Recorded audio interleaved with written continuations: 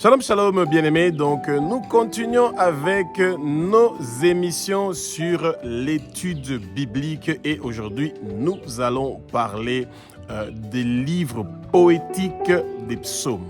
Alors, les livres de psaumes, c'est des livres que les chrétiens devraient lire régulièrement et ça peut beaucoup nous apprendre. C'est un livre merveilleux avec des louanges formidables. Ça parle de la création, ça parle du salut, ça parle du pardon, ça parle de la tristesse, ça parle de beaucoup de bonnes choses qui peuvent fortifier les chrétiens.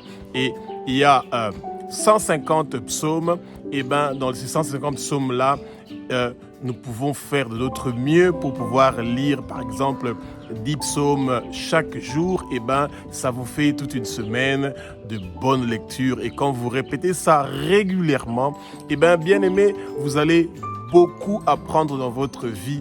Et de plus vous allez lire les psaumes, plus vous allez sentir une connaissance que vous êtes en train de recevoir du Seigneur qui est merveilleux. Que le Saint-Esprit prenne le contrôle de ma bouche pour que ce que je veux dire, que ce soit des paroles qui vont vous fortifier, qui vont vous édifier, que les écailles tombent, que vos yeux s'ouvrent et que le vent impétueux du Saint-Esprit commence à remplir le lieu où vous êtes, que vous recevez la plénitude du Saint-Esprit pour que vous puissiez comprendre le message que le Seigneur veut vous donner à travers ces psaumes-là merveilleuses que le Seigneur nous a donné. Et vous savez, bien-aimés, que David, celui qui est l'homme selon le cœur de Dieu, a écrit 72 ou 72 psaumes. Il y en a 150 et vous avez vite compris, presque la moitié des psaumes qui ont été écrits par David.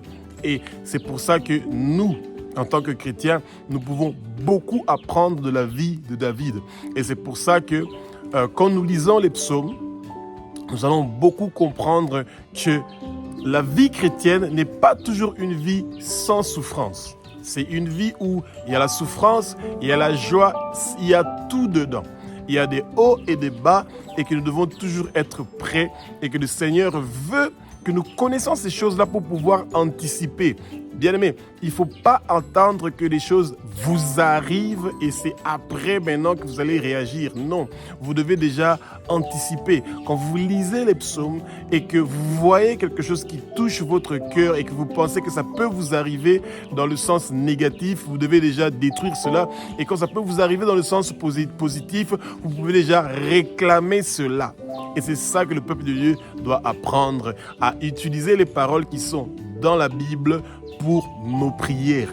Et ça nous rend puissants, ça nous donne le feu que nous avons besoin pour que nos prières soient des missiles Tomahawk et que nos ennemis soient dans la crainte. Que le Seigneur est avec nous et que le Saint-Esprit est en train de nous accompagner pour que nous puissions réussir notre mission, celui de préparer le peuple de Dieu pour le retour du Messie. Alors, le livre poétique des psaumes est divisé en 5 différents livres. Nous allons les passer en revue de façon que nous puissions avoir une bonne idée quand vous êtes en train de méditer la parole ou quand vous voulez chercher quelque chose qui concerne votre désir ou votre inquiétude ou votre souhait pendant ce moment-là. Comment vous pouvez faire pour pouvoir retrouver cette chose-là? Alors, vous avez du psaume numéro 1 jusqu'au psaume numéro 41. Ces psaumes-là, ce sont des psaumes qui sont relatés qui ont des thèmes qui sont relatés aux livres que Moïse avait écrits. Les livres que Moïse avait écrits, c'est les Pentateuque. Donc, vous avez donc Genèse jusqu'à Deutéronome, jusqu'à Deutéronome.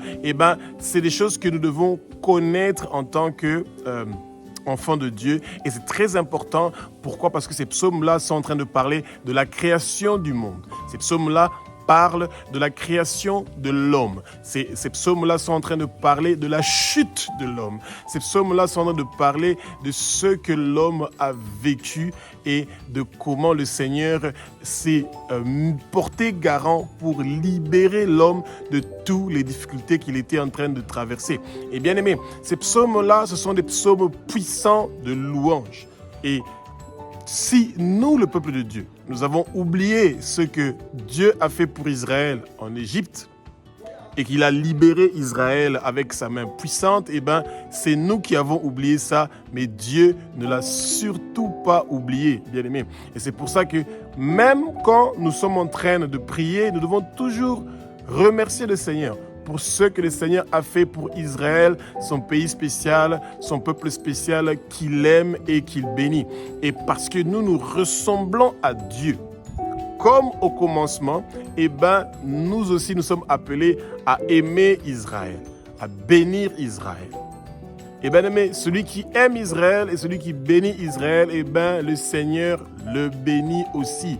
Il y a des bénédictions que vous allez recevoir dans votre vie seulement parce que vous êtes en train de bénir Israël, parce que c'est la promesse de Dieu. La parole dit, celui qui bénit Israël sera béni. Et donc, ces psaumes-là, du 1er jusqu'à 41, ce sont des psaumes qui vont beaucoup vous inspirer à savoir comment louer le Seigneur et le remercier et à comprendre encore mieux la puissance et la grandeur de Dieu, parce que ça parle de la création, de comment le monde a commencé, de la puissance de la parole de Dieu. Et c'est ça qui est très important. Et que Dieu puisse ouvrir vos yeux pour que vous compreniez qu'il a besoin de votre bouche. C'est pour ça qu'il nous donne ces psaumes-là.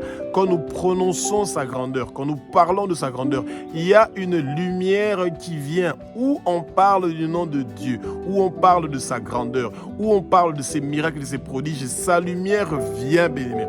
Et quand sa lumière vient, eh ben, cette lumière-là commence à éclairer toute votre maison et tous les environs. Donc ça veut dire que la région où vous êtes, il y a une grande lumière qui va venir. Et quand vous êtes en train de lire ces psaumes avec amour, avec conviction, avec puissance, quelque chose se passe.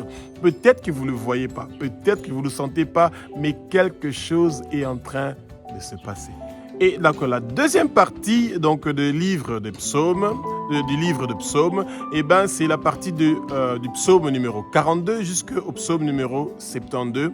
Ou 72 si vous voulez, eh ben, ce sont des psaumes qui sont en train de relater l'histoire d'Israël.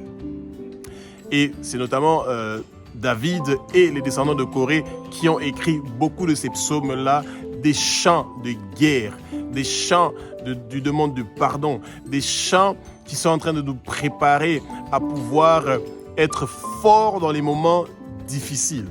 Et bien aimé, s'il y a un peuple qui a connu beaucoup de difficultés ici sur terre, eh ben, Israël fait partie de cette nation-là. Jusqu'à aujourd'hui, ils sont en train de connaître des moments qui ne sont pas toujours faciles.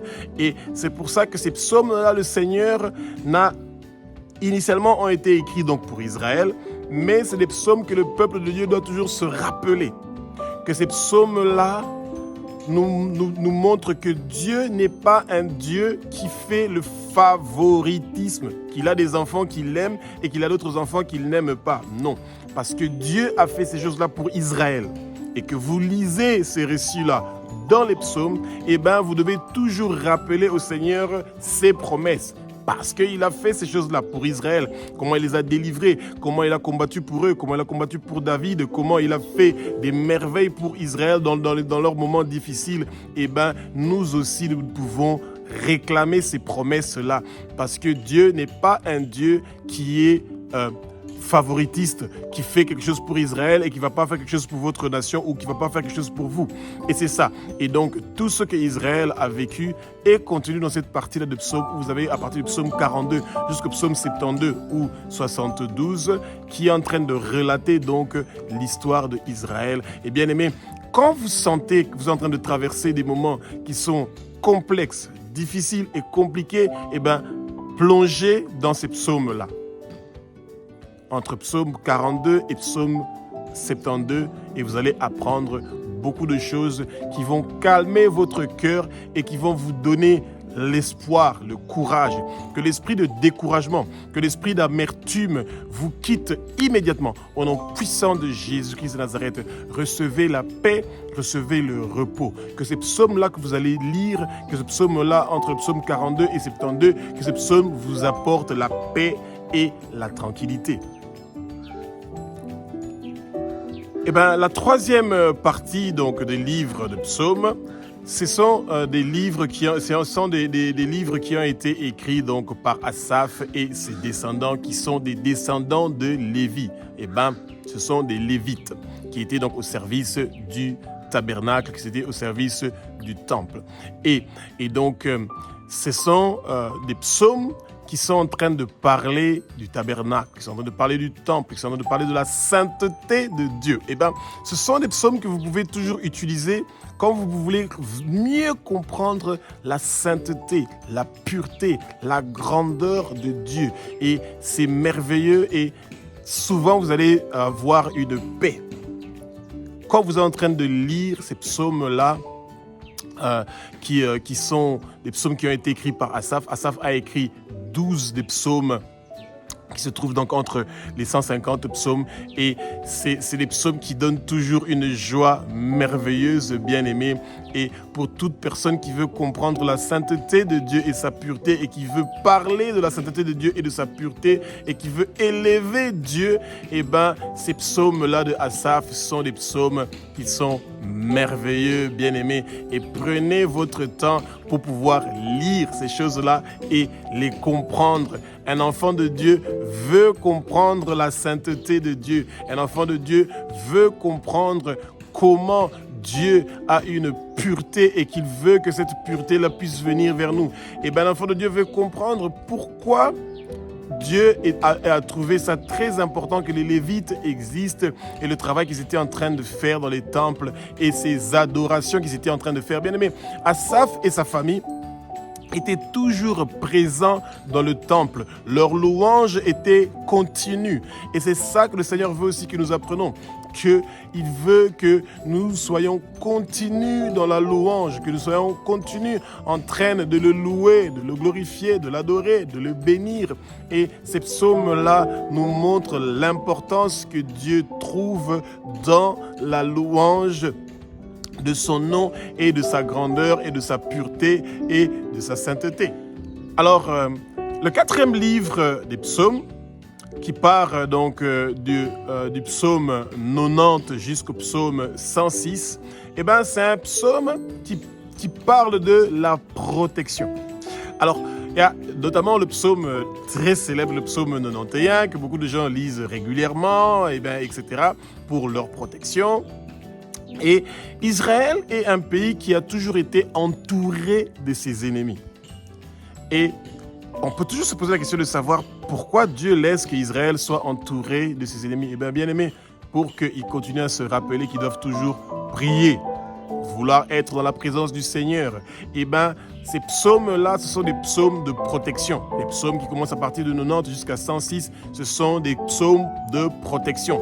Quand vous sentez que vous êtes en danger, qu'il y a un souci, il y a des blocages, il y a quelque chose qui ne va pas, et bien, quand vous voyez qu'il y a des choses qui sont anormales dans votre vie, vous tombez toujours malade, vos enfants tombent malades, et il y a toujours des gens qui sont malades, qui sont en train de mourir tout autour de vous, dans votre famille, etc. Et bien, c'est peut-être le bon moment de prendre le temps de commencer à lire les psaumes entre le psaume 90 et le psaume 106, et c'est quelque chose de très bien et de très possible. Et bien aimé, ces psaumes-là initialement étaient écrits pour que Israël continue à prier pour la protection d'Israël et que l'Israël apprenne à toujours chercher la présence de Dieu contre leurs ennemis. Et c'est très important. Et c'est les psaumes qui nous apprennent à nous, le peuple de Dieu, de pouvoir savoir que nous devons prier pour les nations. Et chaque fois qu'on se pose la question de savoir comment je dois faire pour prier pour les nations, eh bien, regardez sur notre chaîne YouTube, il y a des prières que nous sommes en train de montrer comme exemple de comment vous pouvez prier pour un pays. Et que vous ne devez pas attendre que d'autres gens soient en train de prier pour votre pays. Vous-même, vous pouvez prier pour votre pays. Rappelez-vous, bien-aimés, Dieu connaît votre voix. Dieu connaît la langue et il comprend la langue que vous parlez. Même le Satan comprend la langue que vous parlez. Et c'est pour ça que peu importe le pays où vous êtes, le lieu où vous êtes, la région où vous êtes, eh bien, quand vous priez pour le Mexique, pour la Colombie, pour la Chine, pour l'Australie, pour l'Allemagne, pour la Belgique, eh bien, Dieu a entendu votre voix et il va protéger ce pays-là. Il va emmener des changements et des transformations par ce que vous êtes en train de faire. Bien aimés, rappelez-vous, nous sommes sur le mont Carmel. Élie était seul. et contre tous les prophètes de Baal. Même quand vous êtes seul, vous êtes en train de prier pour un pays, le Seigneur entend votre voix et même si vous ne le voyez pas, mais il y a quelque chose qui change. Votre voix ne va pas partir gratuitement et vos paroles qui sont parties vont retourner avec quelque chose. Et donc, rappelons-nous quand nous nous sentons menacés ou dans des difficultés ou nous nous sentons en insécurité, eh ben, il y a le psaume entre 90 et 106 qui peut beaucoup nous aider. Et donc, ce 4e livre-là des psaumes sont des psaumes qui sont merveilleux et très prisés et beaucoup de gens aiment beaucoup méditer sur ces psaumes-là et utiliser ça dans leur prière. Alors, le 5e livre donc des psaumes, c'est à partir du psaume 107 jusqu'à 150. Et ben, ce sont des psaumes qu'une bonne partie aussi ont été écrits par David. Et ce sont des psaumes qui parlent de Dieu et de sa parole. Et c'est des psaumes qui sont souvent accompagnés par la musique. C'est des psaumes qu'on était en train de lire et au même moment, il y avait de la musique qui était en train donc d'accompagner ces psaumes-là. Et bien aimés, chaque fois nous devons nous rappeler que nous devons prendre un temps. Et quand nous sentons que nous avons une lourdeur, que nous sommes envahis par des pensées négatives, que nous sommes attaqués dans nos pensées et que nous sentons comme si le monde est en train de s'écrouler, c'est le bon moment de chercher à lire ces psaumes-là à partir donc du psaume 107 jusqu'au psaume 150 et c'est des psaumes qui vont vraiment être des moments de louange et d'adoration et de parler de la parole de Dieu et de sa grandeur et ça sera merveilleux. Et bien aimé, chaque fois que vous trouvez quelque chose dans les psaumes qui vous concerne, n'oubliez pas d'utiliser ça dans vos prières pour que vos prières puissent prendre de l'ampleur, de la grandeur. Quand nous prions avec des paroles qui se trouvent dans la Bible, eh ben, nos prières sont en train de devenir puissantes avec du feu et ça fait des dégâts incroyables dans le camp de nos ennemis. Espérons que vous avez appris quelque chose avec ce que nous venons de partager concernant les livres poétiques des psaumes.